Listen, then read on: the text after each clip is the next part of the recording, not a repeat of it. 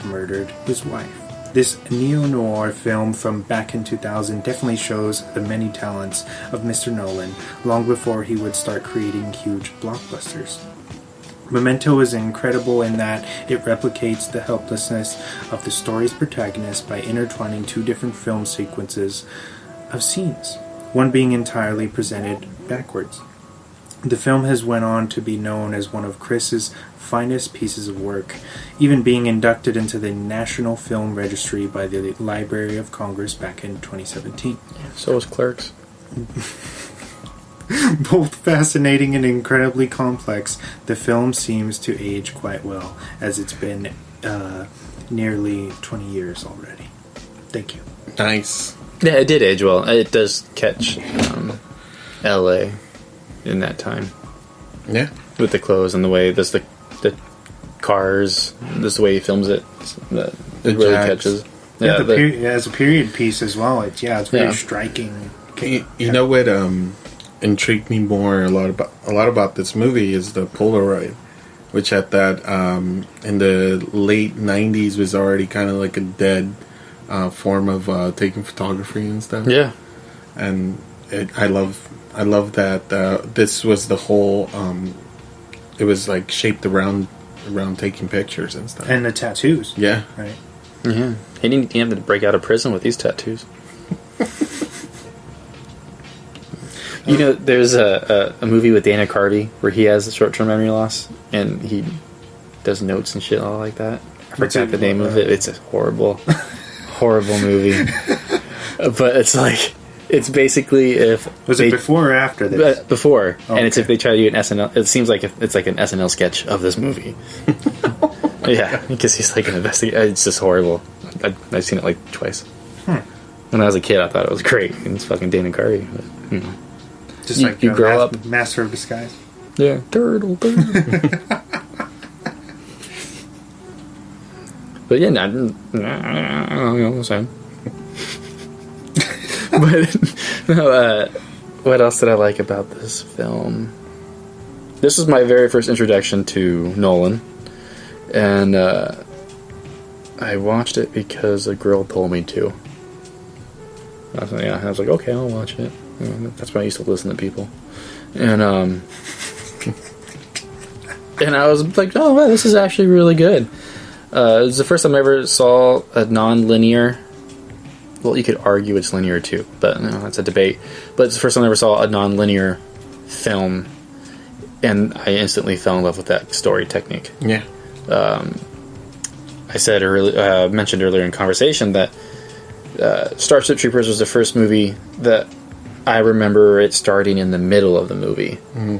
This is the first time I remember them playing with time all together, piecing stuff together. I guess you could argue Pulp Fiction 2 would be another one for me. Yeah. That had that non-linear time playing. Yeah, but this one sticks out the most to me. Yeah. As that kind of concept. And I think you have to pay extra attention to this movie because there's definitely pieces that you need to really look out for more than the Pulp Fiction or even a Kill Bill. Mm-hmm. Also the same thing. But you really need to pay attention to what's real and what's not, and what's like, and because you're basically kind of going from the perspective of Lenny. Yeah, and it's kind of it's showing you how fucked up it is to have his illness or whatever, right? Yeah, the narration's very good. That's one thing I was hoping that actually Reeves was going to do for Batman. A voiceover of him being an investigator.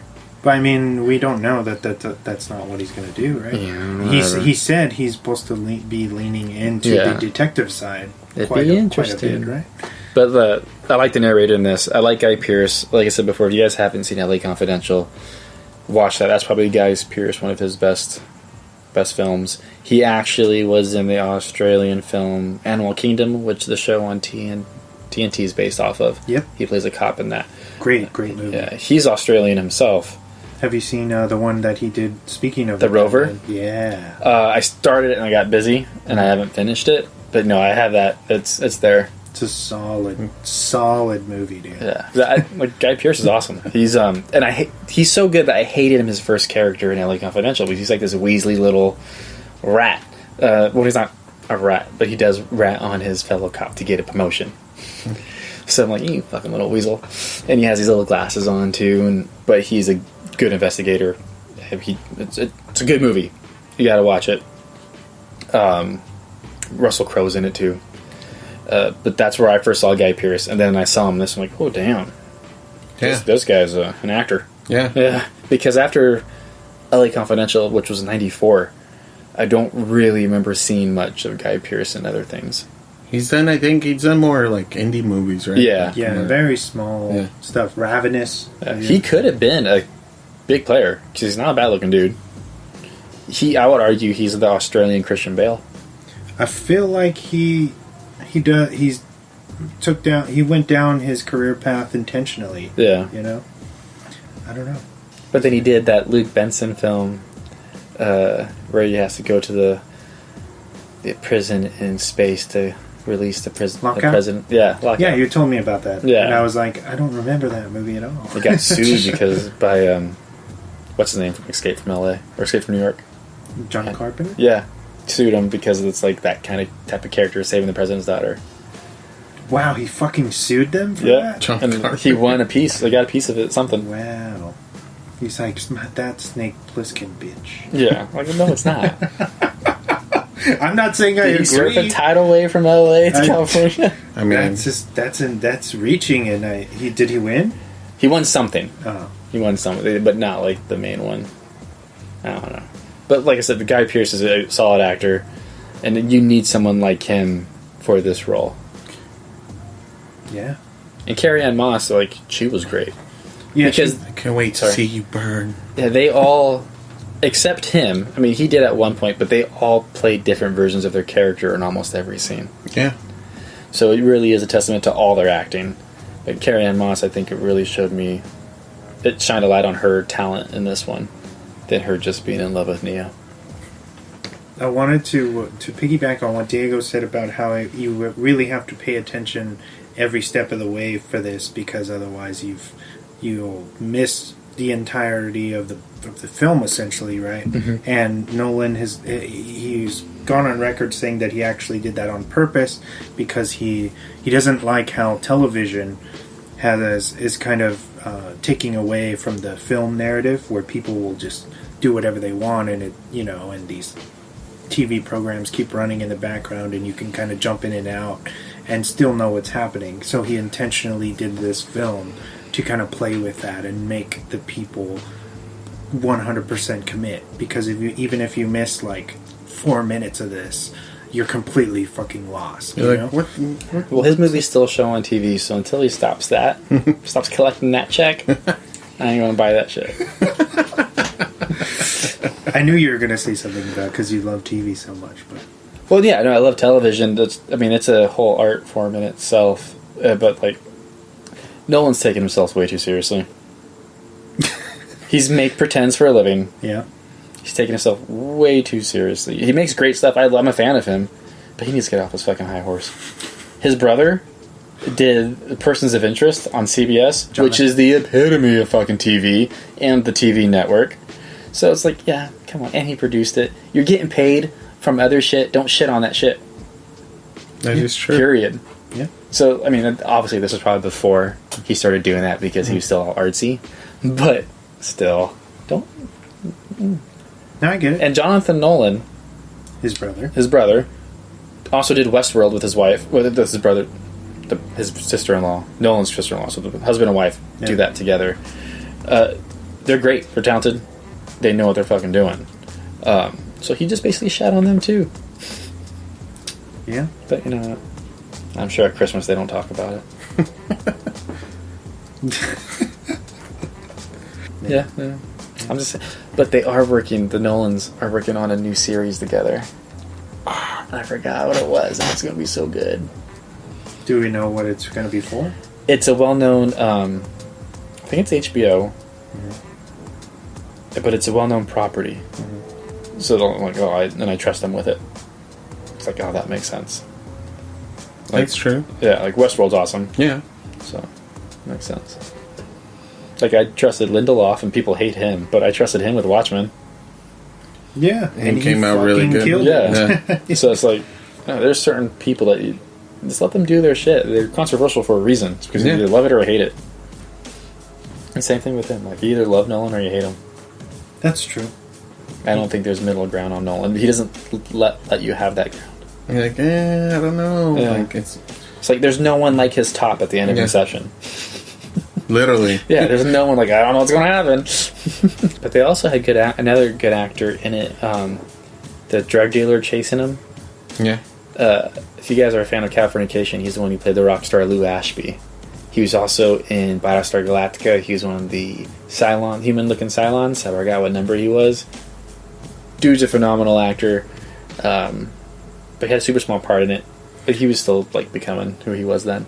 But that's like when you look back at stuff like that, it's like, oh man, like think about where he came from. Yeah, and he was in like a good movie. Yeah. So I liked it. I thought that was looking back at it again and seeing who was in it was interesting for me. It's been a minute since I've seen that movie. It's been a while, and I bought it like maybe 3 months ago because it was on sale on iTunes. Really? And I'm like, this is a good movie. I should have it. So I clicked it. He was telling me, he's like, oh yeah, it's on Tubi. I was like, I actually own the the copy. I used to. I have the DVD too, but I was like, oh no, I'm gonna get it, and I just haven't watched it again. Is it the do you guys, either one of you, have the special edition? No. I have the special edition. It has like his timeline that he did. That and the like printouts of all the investigation reports and stuff. Yeah. That's great. Wow. That's crazy how much money I used to put into DVDs for a movie that wasn't a blockbuster for the collector. That's insane. Why? I wonder how come they don't do more of that for like Blu-rays now. Is it just not a big thing? They do, but it's for like the big movies, and it's already after you bought it on digital. Because they do the digital like 2-3 weeks before now, and I buy digital just because I don't have room to store my shit. Although I did see did I send you it? They're doing a new like metal case of a new DVD. And I thought it was like right up your alley, so I thought I sent it to you. Maybe I just saved it. I forgot which one it was though, but it's like something that's totally you. But yeah. Now I know they do. Of course, they still do like collector's editions. Yeah. But I feel like if you were to see like the Memento one, based on I just feel like they're not as like the creative aspect has kind of fallen off a bit. The last one I bought was the Box of Butters South Park DVD. No. Where it came with a bunch of Butters shit inside there, and then it was all like Butters' best episodes. But I used to buy that shit all the time. I bought the IMAX little celluloid with Interstellar. Oh yeah, like that was cool. And if he loves film so much, and if he wants to do that for all his DVDs, I would go buy a DVD for those. That's neat. But honestly, it's just space for me. Yeah, I'm running out of room, dude. With all my records and everything I got, I'm just... Yeah, so that's the reason why I don't buy much of that stuff. But I used to love the steelbook cases and stuff like that. Steelbook is great, if you're a fan of art, obviously, I don't like how they changed the artwork, though, of the movie on the digital. Bugs the hell out of me. Like, this isn't the Goonies artwork, so why is it so bright and blue? I feel like they're just trying to make it, just like how the HBO Max and different streaming services change their artwork. I think they're just trying to get people to click it, keep it fresh. Yeah, those fuckers. But back to the movie. I really liked, like you were saying, Carrie-Anne Moss does a really good job in this. When she said whore, I felt it. And cunt. Yes, right? I felt the whore more than cunt. Really? I've been watching a lot of British stuff. That was doesn't hit me as hard. I totally forgot that she was Trinity from The Matrix. Did you really? I totally forgot about it. Like for a minute, I was like, "Holy shit!" I was like, "Pretty fucking good." But this is what you guys were saying. Like her acting chops were really good in this one. She really gave a really steady performance in this, and the fact that she was acting it Memento. Doesn't follow a very like a storyline where like, oh, this person is a bad guy and this person is a good guy. It's just the fact that you're like you feel for this guy because he's like has short-term memory, and I apologize for my seat, but in general, you just see